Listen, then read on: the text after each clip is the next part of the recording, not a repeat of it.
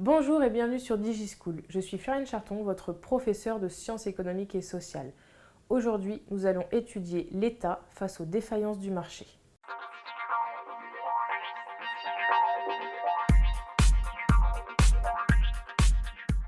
Donc, si vous vous rappelez bien, il existe trois types de défaillances du marché. Tout d'abord, les asymétries d'information, de plus, les externalités et enfin, les biens collectifs. Les asymétries d'information, si vous vous rappelez bien, c'est lorsque deux agents économiques n'ont pas la même quantité, la même qualité de l'information.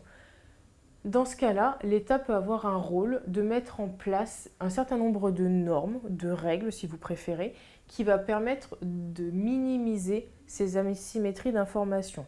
C'est le cas, par exemple, lors de la création des labels. Les labels, par exemple, le label AB, qui veut dire agriculture biologique, est mis en place par l'État, que ce soit à l'échelle nationale ou internationale, et ça permet aux consommateurs de savoir que tel produit, par exemple, respecte les normes de l'agriculture biologique et peut donc avoir sur son paquet le AB bio qui montre qu'effectivement il y a un certain nombre de respect de l'environnement.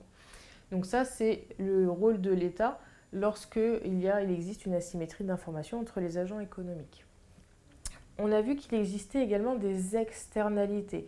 Externalités négatives, par exemple, la plus connue que je pense vous connaissez tous, c'est la pollution. Lorsque les entreprises produisent, ça peut être également vous quand vous conduisez ou quand vos parents conduisent avec les voitures. Évidemment, il y a des rejets de gaz qui font que ça pollue l'atmosphère. Et dans ces cas-là, pour essayer de maîtriser, de contrôler les externalités, l'État peut mettre en place une fois encore un certain nombre de normes, voire de sanctions financières. Si on prend le cas de l'environnement, par exemple, ça peut être limiter la vitesse de circulation lorsqu'il fait chaud. On sait que lorsqu'il fait très chaud, par exemple en cas de canicule, les gaz ont de plus en plus de mal à s'échapper dans l'air, donc ça reste vraiment très très bas dans l'atmosphère. Et à ce moment-là, le fait de diminuer la vitesse de circulation, ça permet de moins rejeter de gaz et donc ça limite en fait ce réchauffement climatique.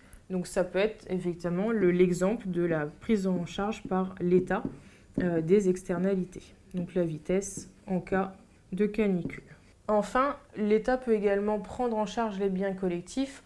Rappelez-vous, ces biens collectifs, tout le monde peut y avoir accès gratuitement, mais il est très difficile de savoir qui finalement y a eu accès. Et donc si on ne sait pas qui a eu accès, qui a consommé, il est impossible de faire payer le consommateur. Or, vous imaginez bien qu'une entreprise qui dépense des coûts de production mais qui n'a aucune recette ne pourra pas vivre, sera forcément en faillite très rapidement. Et donc c'est l'État qui va prendre en charge ces biens collectifs.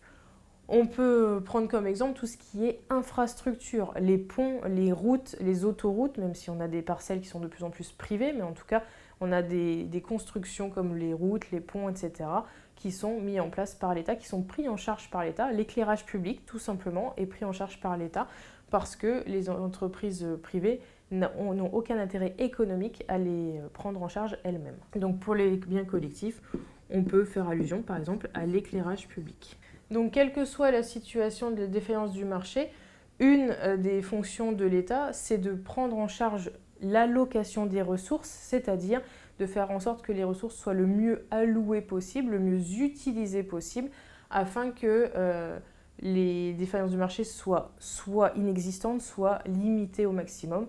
Et comme les entreprises privées ne vont pas prendre ces trois défaillances du marché en compte ou ne vont pas faire en sorte de les prendre en charge dans leur production, c'est l'État qui va s'en charger.